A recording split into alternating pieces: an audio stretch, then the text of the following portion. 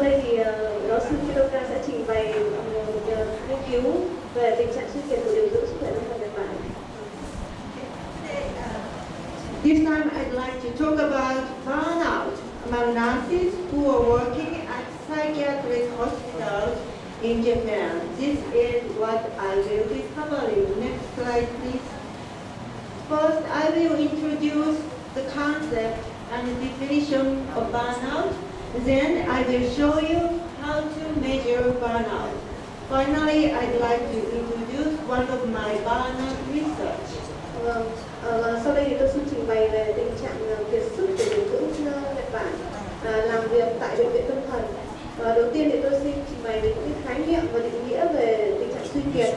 Sau đó thì tôi sẽ trình bày cách làm thế nào để đo lường tình trạng suy kiệt. Và cuối cùng thì tôi xin báo cáo và trình bày cái đề tài nghiên cứu về tình trạng kiệt sức của tôi. Burnout is a metaphor that is commonly used to describe a state or process of mental exhaustion, similar to the smothering of a fire or the extinguishing of a candle. Freudenberger is generally considered to be the founding father of the burnout syndrome. His influential paper on staff burnout set the stage for the introduction of the concept. As an psychiatrist, Freudenberger was employed in a New York free clinic for drug addicts that was mainly staffed by young, idealistically motivated volunteers. Kiệt sức thì là thuật ngữ để miêu tả một trạng thái, một cái quá trình suy kiệt về tinh thần, và giáo sư có miêu tả là giống như là cái ngọn lửa ấy, ngọn lửa của một cái cây nến sắp tắt. Và ông Freudenberger thì được coi là người đầu tiên có cái khái niệm về cái hội chứng hay là cái tình trạng của kiệt sức, và những báo cáo về cái tình trạng suy kiệt của nhân viên thì đã thiết lập nên những cái khái niệm ở giai đoạn đầu. Và ông Freudenberger là một bác sĩ tâm thần tình nguyện và đã làm việc tại phòng khám ở New York của Mỹ, và ông là một bác sĩ trẻ tuổi và rất là nhiệt tình. Freudenberger observed that many of them experience a gradual energy depletion and loss of motivation and commitment, which was accompanied by a wide array of mental and physical symptoms. To label this particular state of exhaustion that usually occurred about 1 year after the volunteer started working at the clinic, Freudenberger used the word burnout. Ông Freudenberger đã quan sát thấy rằng có rất nhiều bệnh nhân trải qua cái tình trạng kiệt sức thường xuyên, và những bệnh nhân này cũng mất động lực, không có động lực để làm việc, và điều này đã đi kèm với những triệu chứng về mặt thực thể và mặt tinh thần. Và cuối cùng thì ông Freudenberger đã nhận thấy rằng ông đã lựa chọn từ ngữ là từ burnout, tức là từ kiệt sức. About the same time, Christian Maslach, a social psychological researcher, became interested in the way people in the human service cope with emotional arousal on the job. She noticed that the term burnout was used by California poverty lawyers to describe the process of gradual exhaustion, cynicism, and loss of commitment in their pleas. Maslach and her co-workers decided to adopt this term as it was easily recognized by the interviewees in their study among human services professionals. So I call her founding mother. Và trong cùng thời gian này thì bà Christina Maslach cũng là một nhà nghiên cứu về tâm lý xã hội, và bà cũng rất là quan tâm về cái tình trạng kiệt sức của hay là tình trạng những cái bệnh nhân phải trải qua về mặt tâm lý hay là về mặt tinh thần, và cũng sử dụng cái thuật ngữ burnout để trong cái cuộc phỏng vấn hay là trong cuộc phỏng vấn của nghiên cứu của bà. Và vì vậy thì tôi gọi bà là mẹ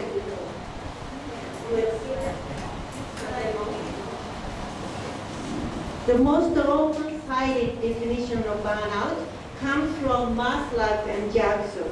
Burnout is a syndrome of emotional exhaustion, depersonalization, and reduced personal accomplishment that can occur among individuals who do people work of some kind. Depersonalization points to the development of negative, callous, and cynical attitude toward the recipient of one's services. Và thường chúng tôi thường sử dụng định nghĩa của Manas và Jackson. Tình trạng kiệt sức là cái trạng thái mà về suy giảm về tinh thần, về cá nhân và ảnh hưởng đến cái mặt hoạt động chuyên môn khi mà cá nhân nằm trong môi trường làm việc. Initially, Maslow claimed that burnout exclusively occurs among professionals who deal directly with recipients, such as students, clients, patients.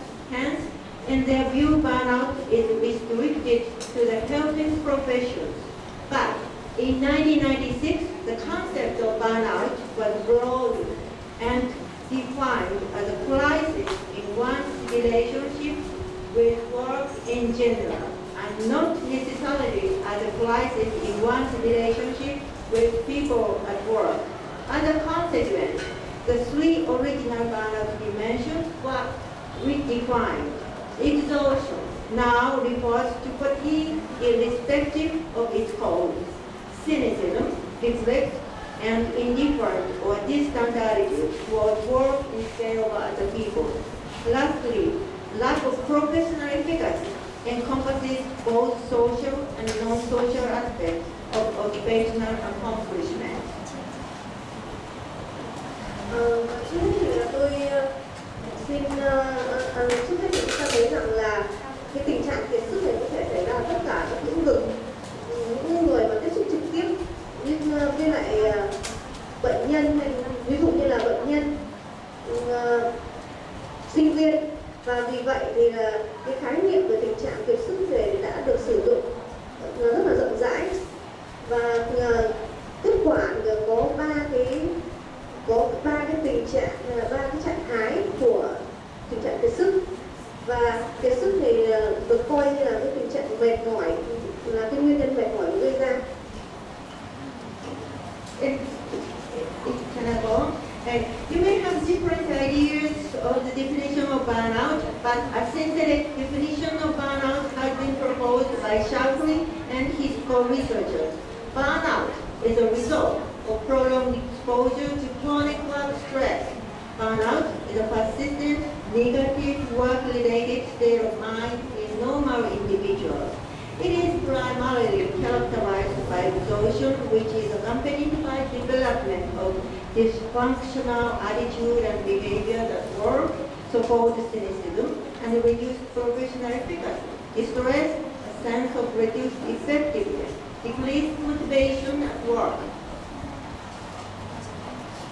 Và các bạn có thể thấy rằng là sẽ có rất nhiều những khái niệm về tình trạng kiệt sức, nhưng mà tóm lại thì là tình trạng kiệt sức thì được nghiên cứu bởi Scully và các cái đồng nghiệp nghiên cứu của ông.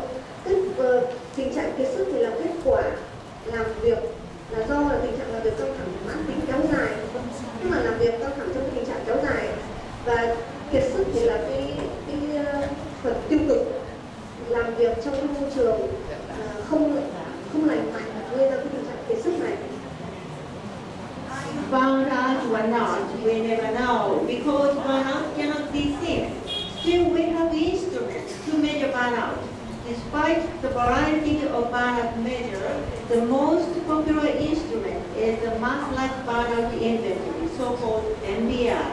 It is a self-report measure, and three versions exist: the Human Services Survey, the Educator Survey, and the General Survey. The HSS and the ES are virtually identical, except the recipient is replaced by students. Both contain three scales: emotional exhaustion, depersonalization, and reduced personal accomplishment. The MBIGS is more generic and includes exhaustion, cynicism, and reduced professional efficacy. The psychometric quality of the MBI is encouraging. The 3 scales are internally consistent, and 3-cluster structure has been confirmed in various studies. Các bạn có biết là mình đang kiệt sức hay không? Chúng ta không thể biết được bởi vì là cái tình trạng kiệt sức này khó có thể thấy được.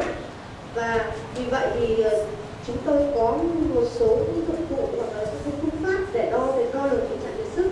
Mặc dù là có rất nhiều những phương pháp để đo lường tình trạng kiệt sức, nhưng mà phương pháp phổ biến nhất là cũng sử dụng cái bảng MBI, tức là cái bảng của Medicice.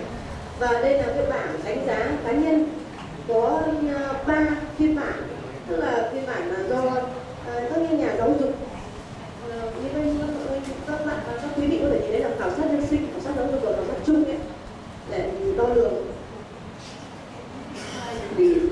Okay, today I will focus on MBIGS.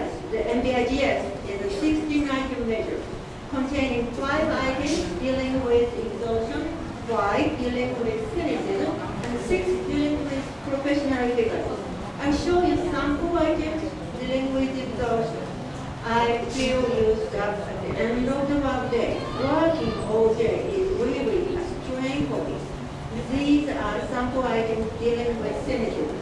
I have become less interested in my work since I started this job. I just want to do my job and not be bothered. Regarding professional efficacy, I can effectively solve the problems that arise in my work. At my work, I feel confident that I am effective at getting things done. Và hôm nay thì tôi muốn tập trung vào cái bảng MBIGS, và cái bảng MBIGS bao gồm 16 mục đánh giá và đo lường, bao gồm 5 mục để đo lường về tình trạng mệt mỏi, 5 mục về tình trạng hoài nghi, và 6 mục thì đo lường về cái hiệu quả chuyên môn.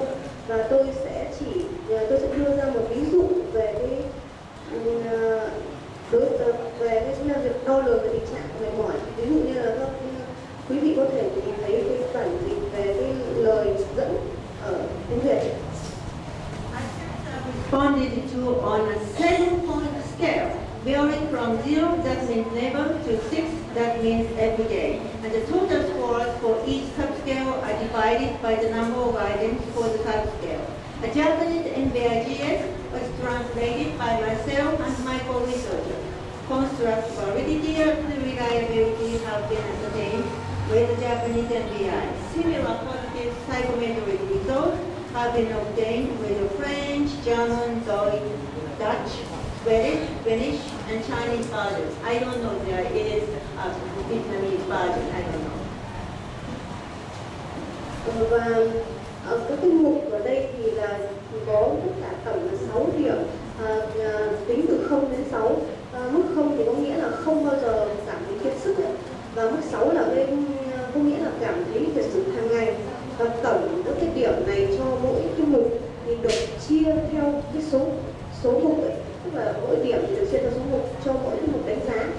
Và cái bảng BIGS này đã được dịch bởi tác giả và đồng nghiệp nghiên cứu hoặc nhóm nghiên cứu của tác giả. For your time, now it is time to make my speech about burnout study. Is burnout more common among nurses working at psychiatric hospitals in Japan than among nurses working in general medical departments? How does the situation compare to that of other healthcare professionals, such as physicians? How does it compare to that of typical company employees who do not work in human services? How does it compare to that of nurses working at psychiatric hospitals in other countries? No study has yet answered this question.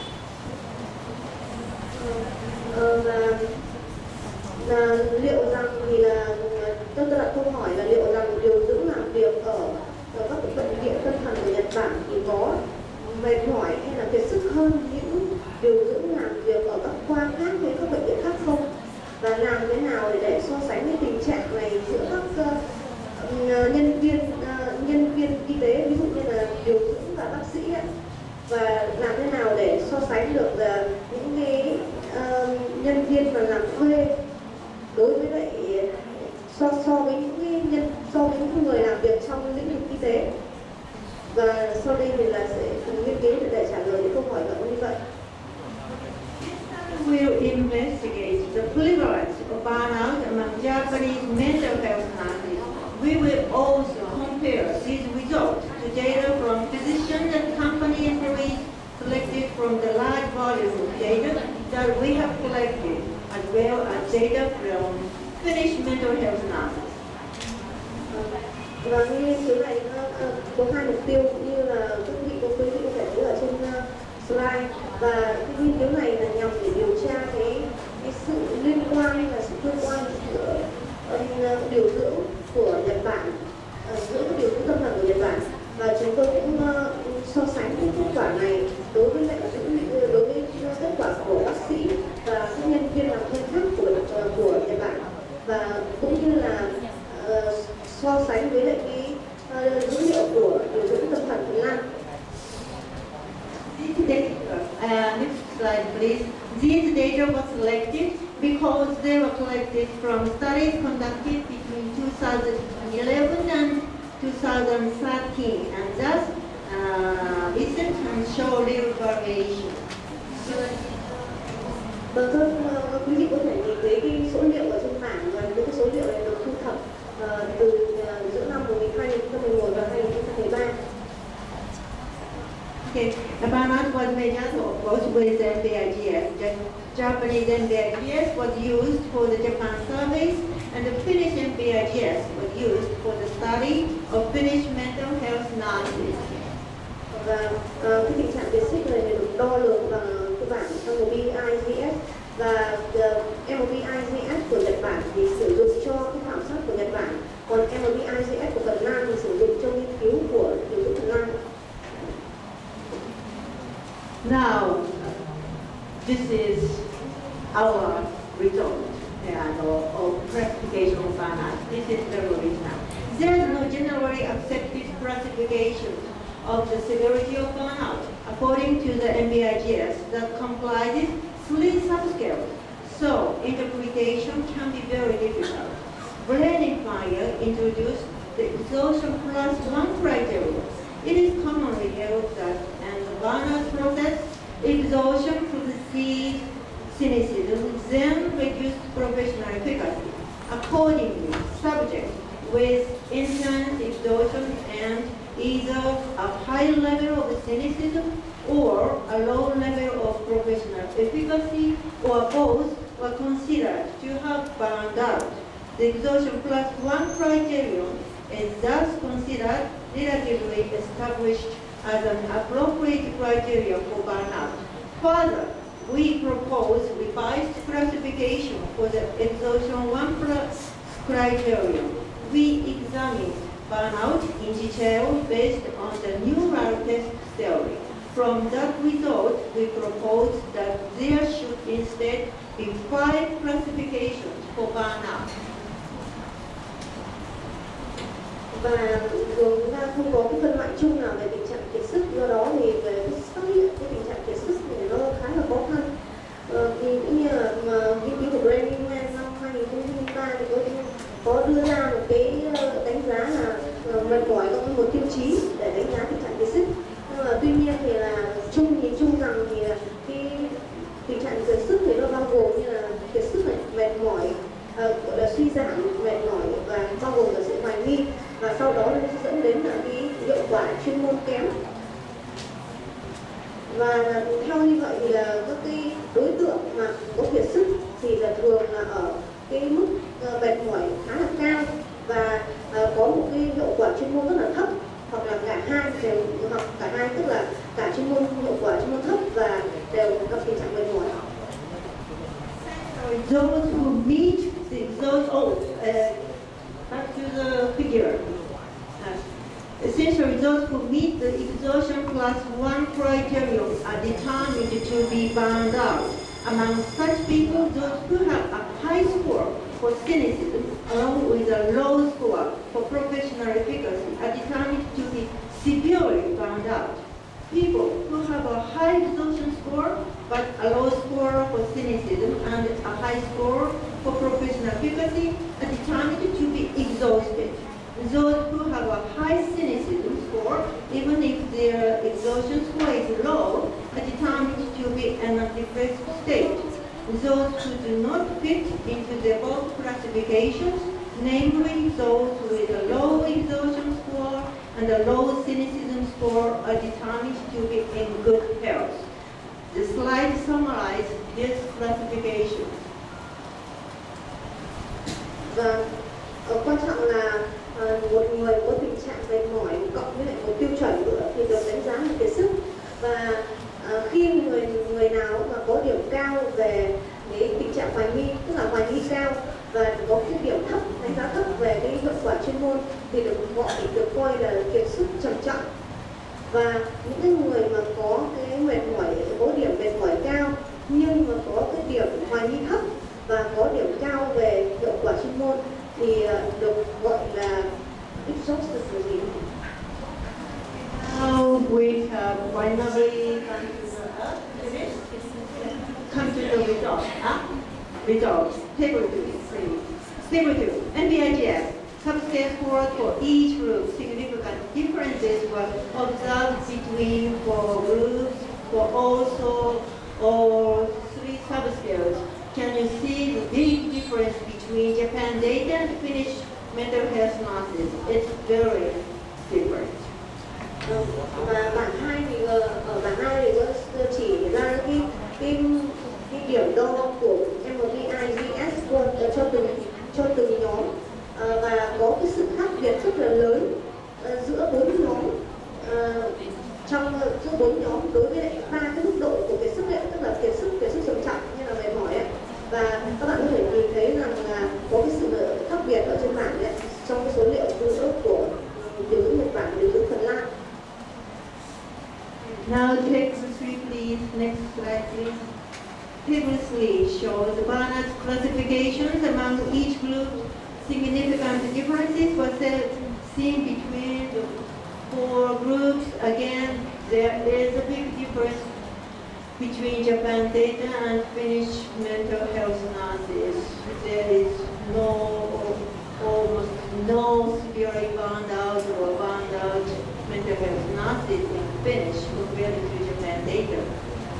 Và ở bảng 3 này thì bảng 3 là cái bảng mà chỉ phân loại tình trạng kiệt sức trong từng nhóm và cũng có sự khác biệt rất là lớn giữa 4 nhóm và các quý vị đại biểu có thể nhìn thấy cái sự khác nhau giữa cái số liệu của Nhật Bản và số liệu của Phần Lan.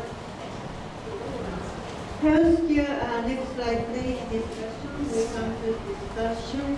Healthcare providers such as nurses and physicians are more exhausted than the employees of typical companies.